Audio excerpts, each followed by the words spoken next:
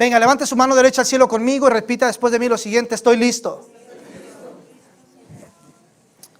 Y estoy dispuesto a recibir lo que tienes para mí a través de tu palabra, que es viva y eficaz. Y a partir de hoy no seré el mismo de antes. En el nombre poderoso de Jesús. Amén y amén. Bueno, vaya buscando en sus Biblias libro de Jueces, capítulo 3. Vamos al capítulo 3. Recuerde que estamos en nuestra serie 7 ciclos de desobediencia.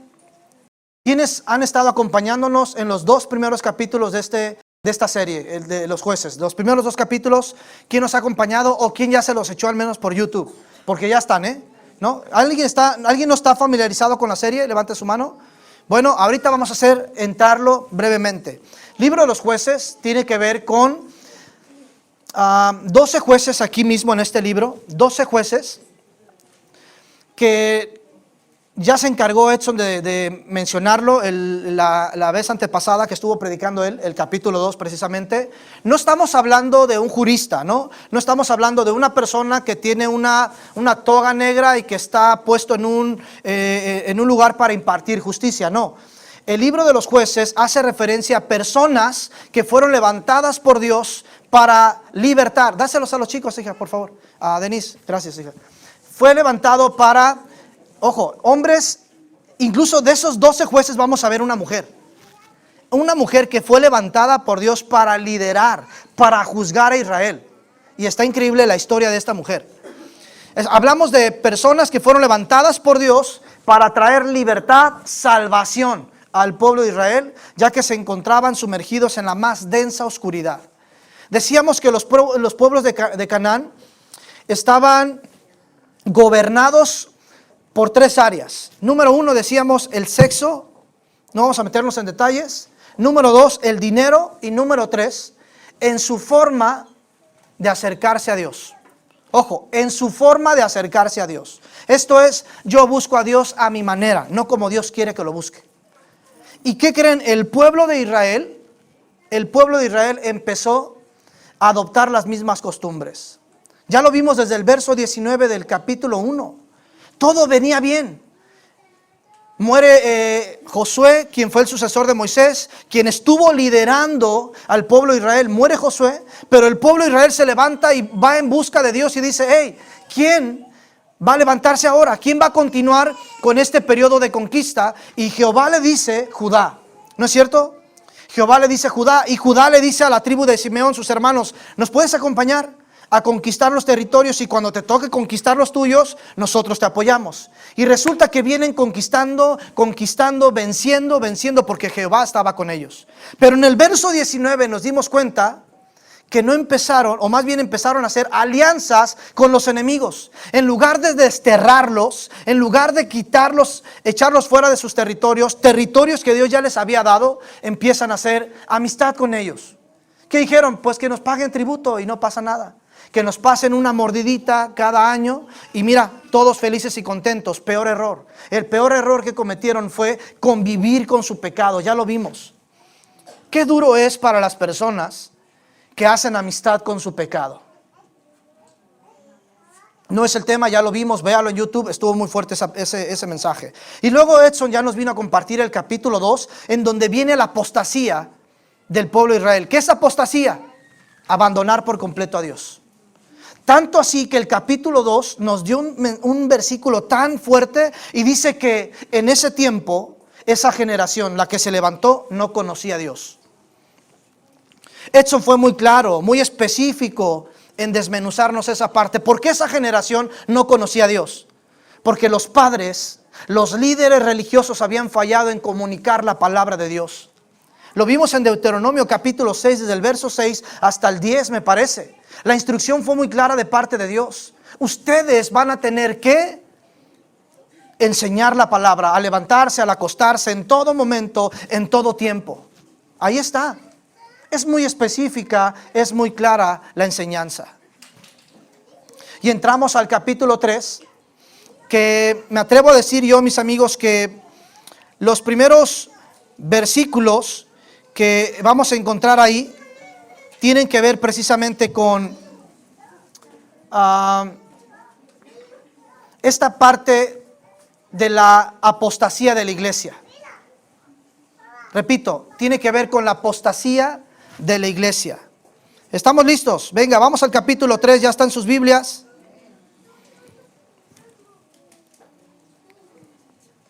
Gracias a Dios que nos da la oportunidad de comunicar esto. Venga, capítulo 3. Dicen los primeros 2 versículos. Me parece que los va a tener en pantalla ahí. Primeros 2 versículos del capítulo 3. ¿Los lee conmigo? Dice, estas pues, ojo con esto, ahí está en pantalla. Estas pues son las naciones que dejó Jehová para probar con ellas a Israel, a todos aquellos que no habían conocido todas las guerras de Canaán. Miren nada más, lo puse enmarcado en amarillo para que esto resaltara. Estas pues son las naciones que dejó Jehová para probar con ellas a Israel. Y mire lo que va a decir el verso 2. Solamente para que el linaje de los hijos de Israel conociese la guerra, para que la enseñasen a los que antes no la habían conocido. Estos versículos me llamaban mucho la atención. Y mire, yo me hacía una pregunta, y es, ¿las naciones que Dios dejó? Me preguntaba, ¿son las mismas naciones que el pueblo no expulsó? Porque recuerden que en el capítulo 1 y 2 decíamos que el pueblo no expulsó estas naciones. Ahora aquí este versículo 1 del capítulo 3 nos dice que Dios dejó estas naciones con la intención de ¿qué? Probar a su pueblo. Escuchen esto con atención. Las pruebas que Dios permite en nuestra vida siempre tienen un propósito eterno. Repito, las pruebas que Dios permite en nuestra vida siempre tienen un propósito eterno. Yo entiendo que a nadie nos gusta ser probados. A nadie nos gusta la aflicción, la tribulación. A nadie nos gusta. Nadie quisiéramos pasar por algo así. Pero las pruebas tienen un propósito eterno. Ahora, aquí hay 2 vertientes. Número 1, el pueblo está teniendo consecuencias por no haber arrojado, por no haber echado fuera a estas naciones que Dios le dijo, échalas afuera, expúlsalas. Ahora, la consecuencia de no obedecer a Dios, ahí está. Ahora estas naciones los tienen oprimidos. Mi amigo, las consecuencias de no abandonar nuestros pecados serán que el día de mañana nos estén oprimiendo. El día de mañana estos pecados nos van a tener esclavizados. Ahora, ¿es culpa de Dios? Para nada. Es culpa de nuestra desobediencia. Pero ahora, ¿qué pasa aquí? No los expulsaron y Dios dice, me echaron a perder el plan. No. A Dios no es como que se le chispoteó, como que perdió el control de las cosas, jamás. Romanos capítulo 8 es muy puntual al decir que a quienes amamos a Dios, todas las cosas obran para bien. Esto significa que aun cuando nosotros nos salimos de la ruta que Dios trazó para nosotros, no es como que a Dios se le salió de control. Yo creo, desde mi punto de vista muy personal, que muy probablemente es que Dios se entristezca porque dice, hey, te tracé un camino libre de obstáculos, pero tú prefieres el camino más largo y lleno de obstáculos. Y eso puede entristecer a Dios. Pero no dice, híjole, me rompiste la estrategia, ¿ahora qué hago? No. Dios dice, ok, te fuiste por la ruta más larga y con mayores obstáculos, ahora voy a utilizar la ruta larga y con obstáculos para probarte. Para probarte. Ahora, estos primeros 2 versículos me dejaban entrever 2 razones por las cuales Dios prueba al pueblo. 2 razones. Ahí le va, preste mucha atención. Número 1, número 1 por las cuales Dios llega a probar al pueblo, y vamos a ponerlo en contexto, por las cuales Dios llega a probar a la humanidad, a la gente. Número 1 es ¿para qué? Para conocerlo. Dice que estos pueblos ya no lo conocían. Ya no conocían a Dios. Créanme, yo no conozco hasta el momento una persona que se haya acercado a Dios cuando todo estaba bien en su vida. Yo no conozco hasta el momento una persona que se haya acercado a Dios cuando se ganó la lotería, cuando le acababan de regalar un carro, cuando hizo el mejor negocio de su vida. No. Normalmente todos nos acercamos a Dios cuando tenemos algún padecimiento, cuando tenemos alguna dificultad. Ahora, ¿eso está mal? No. Porque incluso habemos personas que tenemos un dolor muy fuerte, una preocupación, una dificultad, y aún así no corremos a Dios. Porque el orgullo es tan fuerte en nuestras vidas que decimos, qué hipócrita me voy a ver. Ahora sí voy a correr a Dios. Sí, no se preocupe, corra a Dios. Él está con sus brazos abiertos para recibirnos. El problema es que nuestro orgullo tan fuerte no nos permite correr a Él. Entonces, la razón número uno por la cual Dios permite las pruebas es para que podamos conocerlo. Y no es cierto que le pasó a Job. Le pasó a Job, un hombre que era intachable, que era perfecto, dice la Escritura. Y dice que lo probó. Miren nada más, Job, ¿qué le pasó? Quienes conocen la historia, perdió su casa, perdió todo su ganado, perdió todos sus bienes y perdió a sus 10 hijos. Menos a su esposa. Yo digo, ¿por qué eres tan cruel, Dios? Así, tomate su broma, hija. Dijera uno, era una esposa sumisa, era una esposa amable, era una esposa tierna, pero no, la esposa de Job era tremenda. La esposa de Job le decía, ya muérete. Yo dije, ¿cómo no te llevaste a esa? Le hubieras dejado a sus hijos, hombre. Pero ojo, Job, un hombre intachable, un hombre perfecto. ¿Qué se espera de nosotros? Que somos imperfectos, ¿no? Pero Job, un hombre intachable, perfecto, llegó al punto de decir, después de todas las pruebas, dijo, yo antes de oídas te había oído, pero ahora mis ojos te ven. Después de las pruebas, Job dijo, ahora sí te conozco. Ahora, razón número 2 por las cuales Dios permite las pruebas. Número 1, dijimos, para conocerlo. Número 2, para aprender a caminar en Él. Para aprender a confiar en Él. Miren, nadie quiere la dificultad, nadie quiere los problemas. Pero es en los problemas cuando aprendemos a confiar más en Él. Es en los problemas cuando aprendemos a depender más de Él. Cuando no hay nadie, Él está ahí. Y debemos ver las pruebas como la mejor, escuchen esto, debemos ver las pruebas como la mejor oportunidad, número 1, para conocerlo y para aprender a caminar con Él. Según los expertos dicen que el mejor método del aprendizaje es la práctica. ¿Escuchó? El mejor método de aprendizaje es la práctica. Por eso es que en la escuela a los chicos les dejan muchos ejercicios. O sea, te explico cómo hacer esta fórmula, pero después te dejo 10 ejercicios para que los hagas en casa. No para que los copies, no para que se los pidas a alguien más, no para que los busques el resultado en internet. No, es para que tú los hagas, porque la práctica es el mejor método de aprendizaje. Con Dios es lo mismo. Para aprender a caminar con Él, para aprender a confiar en Él, se necesita la práctica. Y sabe, a estos 2 versículos dicen que fue necesario que estos experimentaran, conocieran la guerra, porque en la práctica iban a confiar en Dios. En la práctica iban a aprender a caminar con Él. Esto me dice también que las tribus que pelearon antes no conocieron la guerra. Y alguien diría, pastor, estás mal.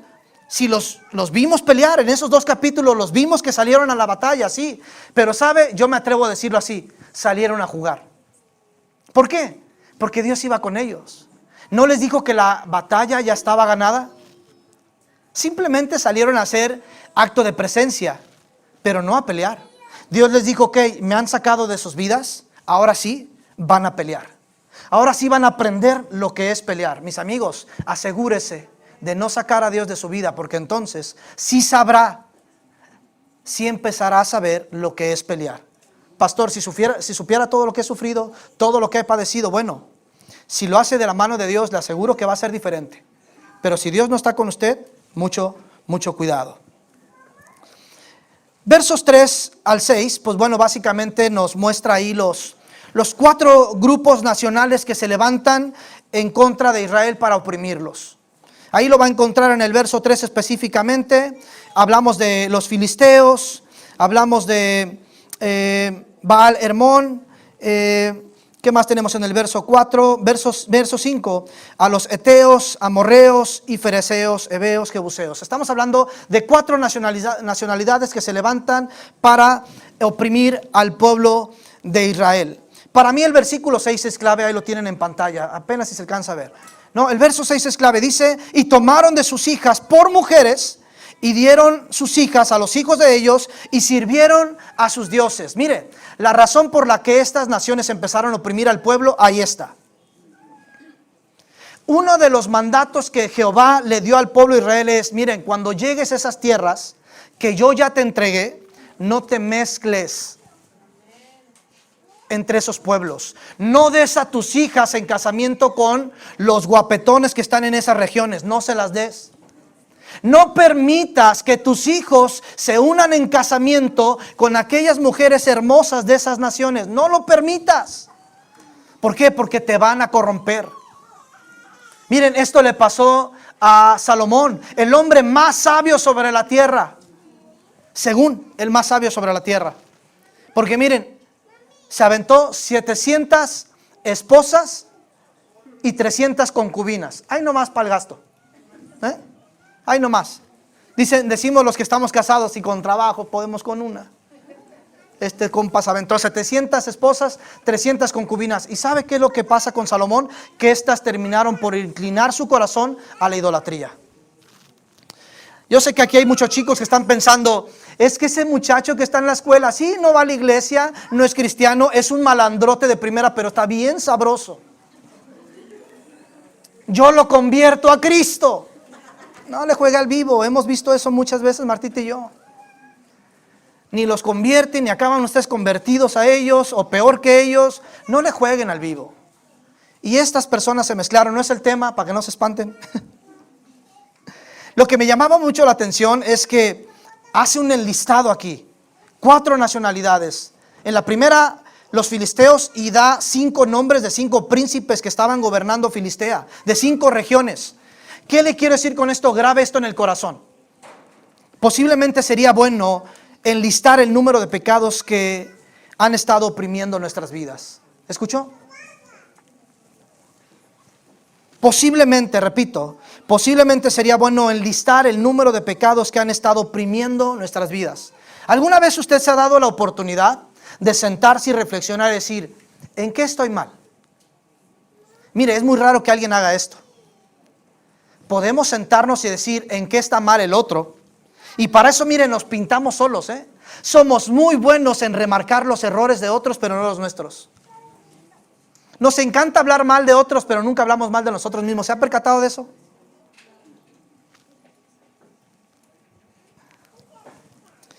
Miren la imagen que tenemos ahí. Va a ser muy familiar para ustedes. Es el ciclo de desobediencia. Recuerde que esta serie se llama 7 ciclos de desobediencia. Ya en los versos 7 en adelante vamos a empezar a ver los 7 ciclos. De hecho, hoy vamos a ver 2. Y miren nada más. El ciclo de desobediencia comienza como pecado. 2, opresión. 3, arrepentimiento. 4, liberación, paz. ¿Y qué creen? Otra vez se repite esto 7 veces. El pueblo peca, son oprimidos. Al ser oprimidos, claman a Dios en misericordia y Dios, perdónanos. Dios, conmovido a misericordia, levanta a un libertador, los libera de la opresión, entran a un periodo de paz. Pero ¿qué creen? El pueblo nuevamente vuelve a pecar. 7 veces se va a repetir esto. ¿No ha pasado muchas veces en nuestras vidas? Le pedimos perdón a Dios por algo y resulta que después de que Él nos perdonó y nos trajo un periodo de paz, volvemos a pecar en lo mismo. Dice, vuelve el puerco a su cochinero y el perro a su vómito. Así dice la escritura, perdón, es muy grotesco, pero así lo dice. O sea, si ya sabemos qué pecados nos causan daño y qué pecados lastiman a las personas que tenemos alrededor, ¿por qué volver a ellos? Pero mire nada más, es un ciclo de desobediencia. Verso 7, mire lo que dice ahí, está bien interesante. El primer libertador se llama Otoniel. Y ahí está, así empieza el ciclo, pecado. Dice, hicieron pues los hijos de Israel lo malo ante los ojos de Jehová y olvidaron a Jehová su Dios y sirvieron a los Baales y a las imágenes de Acera. A grandes rasgos, Baales es como la forma masculina de los dioses paganos y Acera la forma femenina de los dioses paganos. Algunos historiadores dicen que, bueno, estas Estos territorios acostumbraban a tener muchos rituales y en sus rituales iban acompañados de mucha inmoralidad sexual. ¿Por qué? Porque dice que sus dioses se unían sexualmente. Y entonces, como sus dioses se unían sexualmente, tenían que imitarlos para alcanzar la purificación y la santidad. Miren nada más qué tremendos. Por eso el pueblo de Israel se estaba volviendo a esas costumbres. Dijeron, no, pues las de nosotros están muy aburridas, mejor vamos a seguir las costumbres de ellos. Pero por eso dice, se olvidaron de Dios. Y que entran en pecado. Verso 8, ahí está la opresión. Y la ira de Jehová se encendió contra Israel y los vendió en manos de Cusán Risataim, rey de Mesopotamia. Y sirvieron los hijos de Israel a Cusán Risataim 8 años. ¿Escuchó? 8 años, mis amigos. Yo me preguntaba aquí, ¿cómo es que el pueblo permitió estar oprimido por tantos años? Bueno, pasa mucho con nosotros. Habemos muchas personas aquí que tenemos años abrazando nuestro pecado. Mire, hasta arrullamos nuestro pecado. A pesar de que nos lastima, nos hiere, pues aquí lo tenemos. Y uno dice, ¿por qué uno espera tanto? ¿Por qué el pueblo esperó 8 años para abandonar su pecado? Bueno, simple y sencillamente porque a veces uno llega a disfrutar tanto su pecado. Perdón que lo diga así, pero nos gusta a veces tanto nuestro pecado que lo justificamos. Lo justificamos. En vez de abandonarlo, en vez de arrancarlo de nuestras vidas, ya lo dijimos antes, le ponemos maquillaje. Le ponemos una máscara.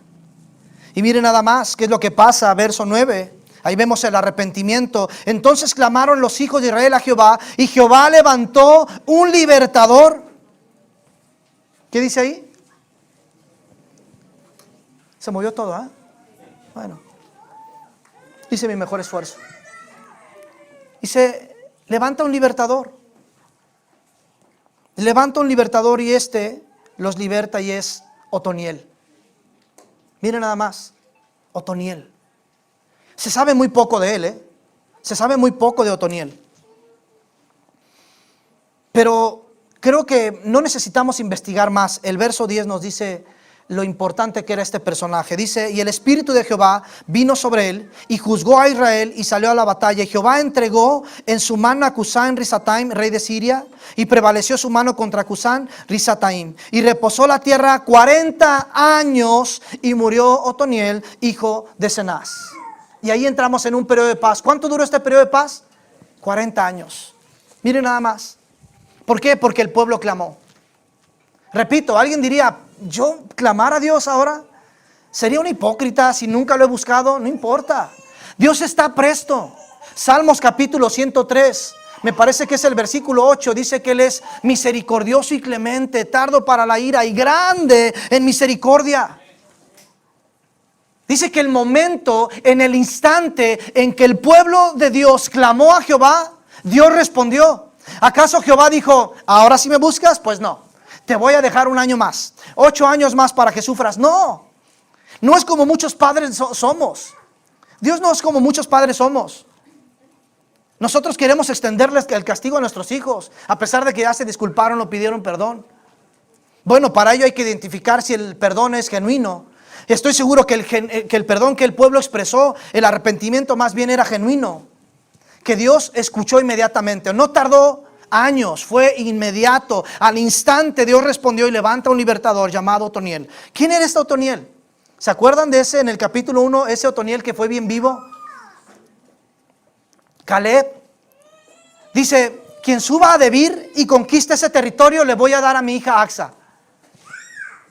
Y Otoniel dijo, y esa muñequita desde cuándo me gustaba, desde que estábamos en la primaria.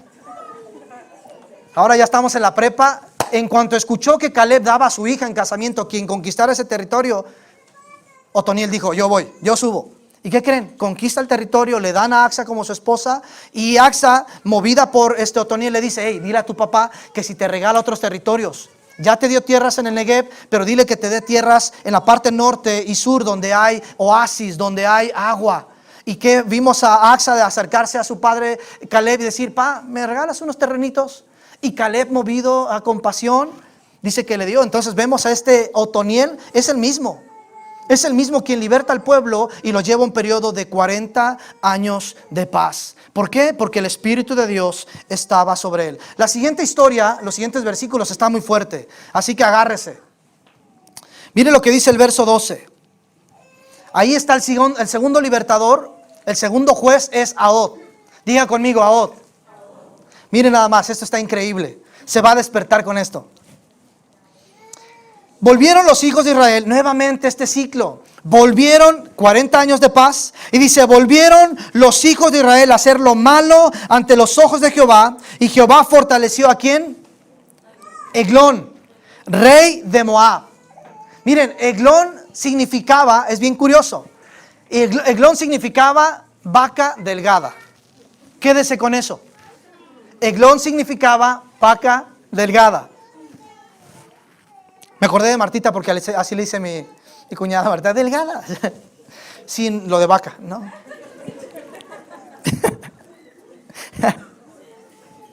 Y dice que se levanta Eglón, rey de Moab, recuerden, vaca delgada.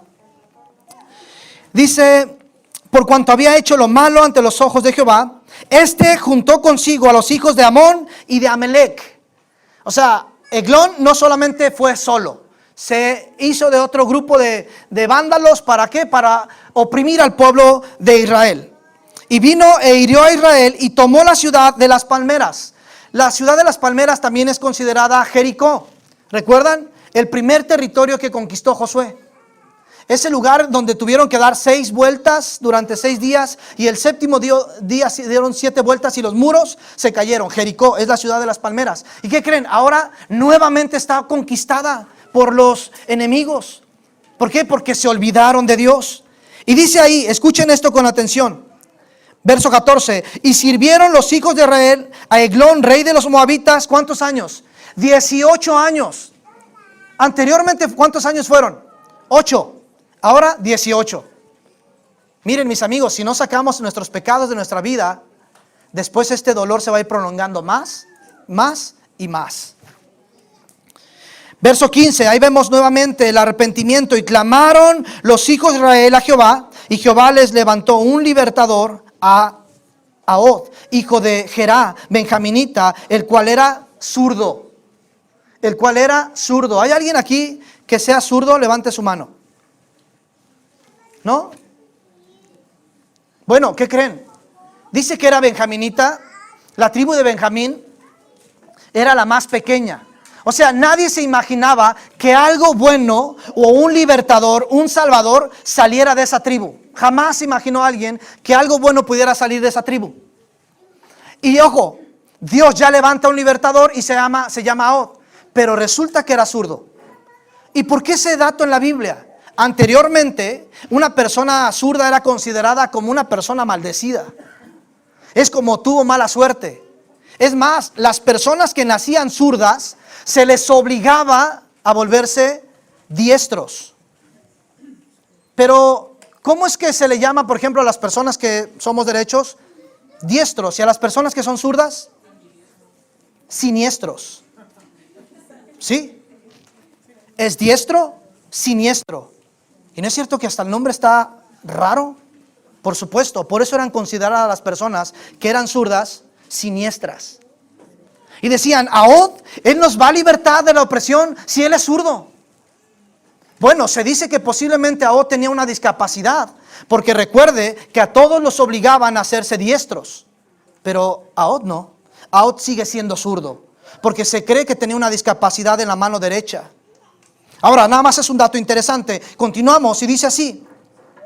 Y los hijos de Israel enviaron con él, con Ahod, un presente a Eglón, rey de Moab. Este presente significa el tributo. Recuerden que el pueblo de Israel ahora ya está siendo oprimido, ya 18 años siendo oprimidos, y cada año estaban exigidos, obligados a llevar un tributo. Esto es, cada familia tenía que juntar lo mejor de su ganado, lo mejor del cultivo, para llevárselo ¿a quién? A Eglón, al vaca delgada. Se lo tenían que llevar a él. Y miren lo que dice ahí. Y Ahod se había hecho un puñal de 2 filos de un codo de largo, casi de medio metro. Esto es un codo de largo, de la mano hasta el codo, casi de medio metro, ¿no? Y miren lo que pasa. Y se lo ciñó debajo de sus vestidos a su lado derecho. Él era zurdo, y se pone el puñal que él mismo fabricó de 2 filos, se lo pone en el lado derecho, se lo escondió. Y va a presentar la ofrenda delante de Eglón. Y miren nada más lo que pasa. Esto se está poniendo más interesante. Verso 17. Y entregó el presente a Eglón, rey de Moab, y era Eglón hombre muy grueso. Otras traducciones dicen que Eglón era un hombre muy gordo. Y yo dije, qué curioso, ¿no? Su nombre era Vaca Delgada y él era un hombre muy gordo. Dije, bueno, la supo hacer Eglón, ¿no? Al menos de apariencia, pues daba otro gatazo, pero ya con el nombre, pues él se sentía bien, ¿no? Como cuando alguien quiere adelgazar y no puede, pues al menos dime delgada, no me digas gorda, ya sé que lo estoy, ¿no? Pues Eglón también, no me digas gordo, dime vaca delgada. Este compa estaba realmente loco, pero dice que era un hombre muy gordo. Me encanta cómo lo describe la Reina Valera 1960, porque incluso hasta tiene cuidado, dice muy grueso. O sea, era de hueso ancho, ¿no? Dicen por ahí de huesito ancho. Pues era muy gordo este amigo. Verso 18, y luego que hubo entregado el presente, despidió a la gente que le había traído, o sea, quienes le acompañaron para traer esta ofrenda, este tributo. Ahod les dijo, ya se pueden retirar. Miren nada más, ya traía un plan bien trazado Ahod, y le dice a sus compadres, retírense, yo me quedo. Muy bien. Mas él se volvió desde los ídolos que están en Gilgal y dijo, rey, una palabra secreta tengo que decirte. Él entonces dijo, calla. O sea que Ahod le dijo, antes de irse, rey, tengo que decirte algo en privado. Eglón no solamente era muy gordo, también era bien chismoso. De volada le dijo a Ahod, hey, guarda silencio, no digas nada. Y mandó a sacar a todos de la sala real.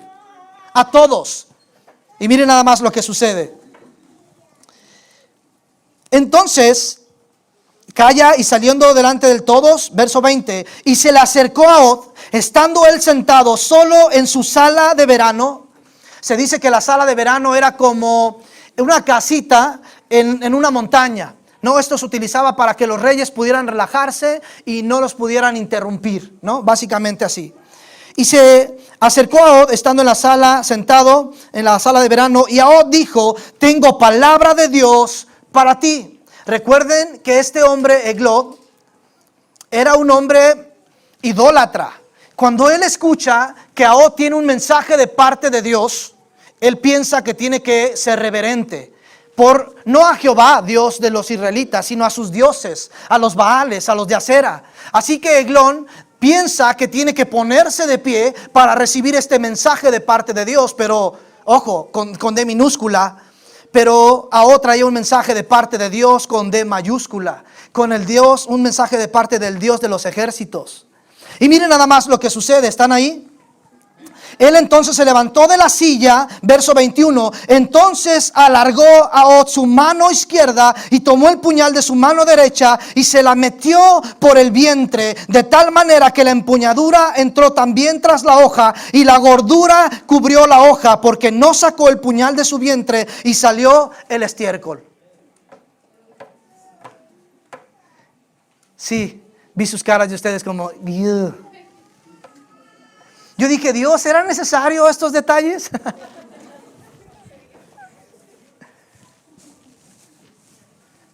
Pero ni nada más, era zurdo. Eglón nunca se percató, nunca se imaginó que Ahod lo fuera a atacar. Si Eglón hubiera visto que Ahod hacía esto, hubiera pensado, este va a matarme. Pero como puso la mano izquierda, nunca se imaginó que lo iban a atravesar. Miren, tan gordo era este hombre que cubrió completamente la mano. No pudo sacar la espada, el puñal que él mismo fabricó de doble filo. Tuvo que dejarlo dentro. Y se hizo popis.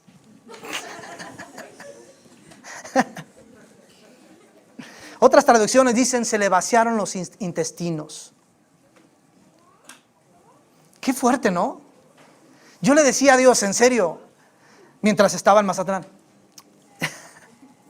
yo le preguntaba a Dios, ¿qué onda con eso? O sea, sí, lo voy a leer y todo, pero ¿hay algo que tendríamos que aprender? O sea, ¿por qué dejar eso en evidencia? ¿Algo nos quiere decir? Y Dios me decía que su palabra es como una espada de doble filo. Su palabra es una espada de doble filo. Penetra hasta partir el alma, los tuétanos, el corazón, los huesos. Si alguien atiende a la palabra de Dios, espere eso, que va a ser atravesado por completo. Por completo.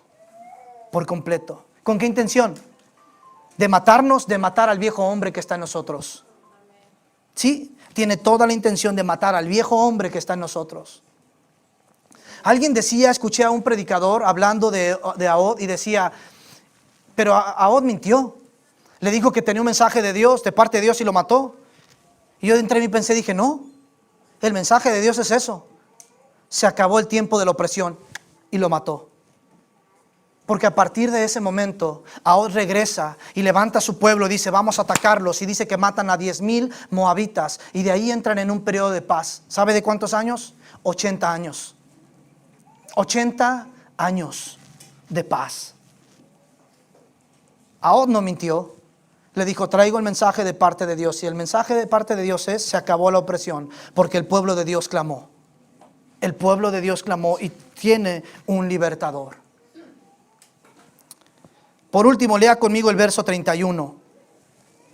Parece un pasaje aislado, Verso 31 dice, después de él fue Samgar, hijo de Anat, el cual mató a 600 hombres de los filisteos con una aguijada de bueyes, y él también salvó a Israel.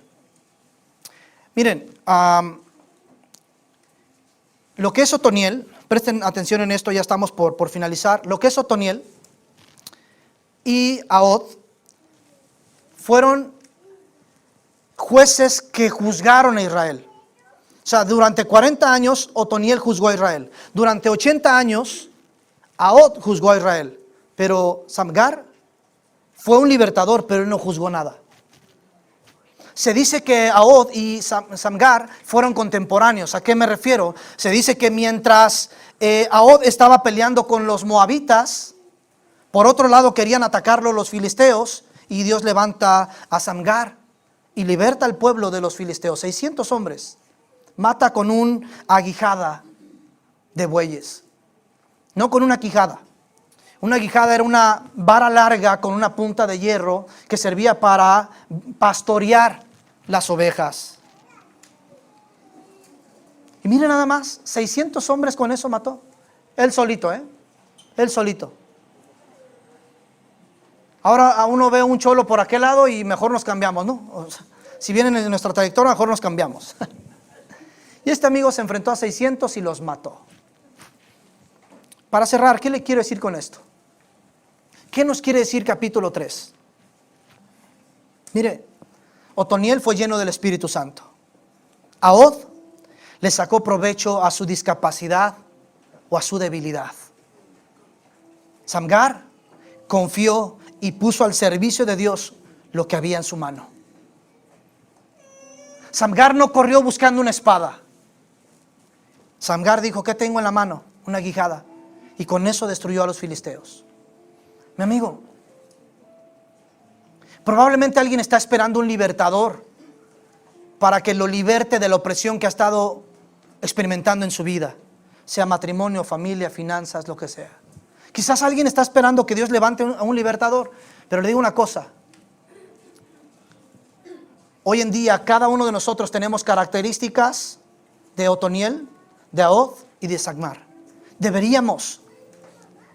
Otoniel no libertó al pueblo porque era muy bueno, a pesar de que sí lo era, estratégicamente, militarmente. Lo derrotó, ¿sabe por qué? Porque el Espíritu de Dios vino a él. Asegúrese de que el Espíritu de Dios habita en su vida, y le aseguro que Dios le va a libertar. Ahod decía, yo creo que si nos ponemos a pensar un poquito en Ahod, podía haber pensado, pero yo soy zurdo.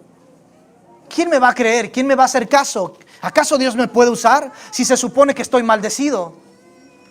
Pero Ahod dice que le sacó provecho a su discapacidad. Te pregunto, ¿Hay alguna debilidad en tu vida?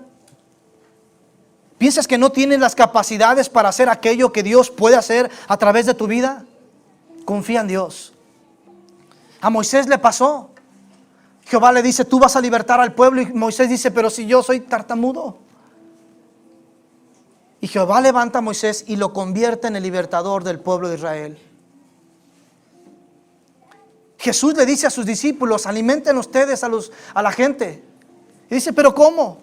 Y resulta que un niño tenía 2 peces y 5 panes en sus manos. Y fue lo único que Dios utilizó. Ahod tenía una guijada. ¿Qué tienes en tu mano? ¿Qué tienes en tu mano? Ponlo en servicio. Sagmar tenía una guijada.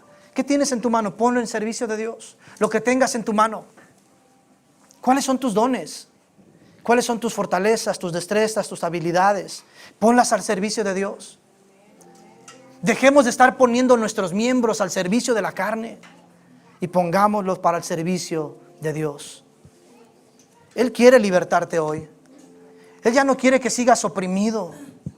Ya no quiere que sigas estancado. Él quiere libertarte hoy. Quiere levantar un libertador, quiere levantarte a ti. Quiere levantarte a ti como un libertador en tu vida espiritual, en tu vida moral, en tu vida emocional, en tu vida familiar. Él quiere usarte a ti. No esperes a que el pastor vaya a tu casa. No esperes a que los líderes vayan a tu casa y te liberten. Él quiere usarte a ti. Lo que tienes en mano. Lo que tienes en tus manos. Nos ponemos de pie y oramos.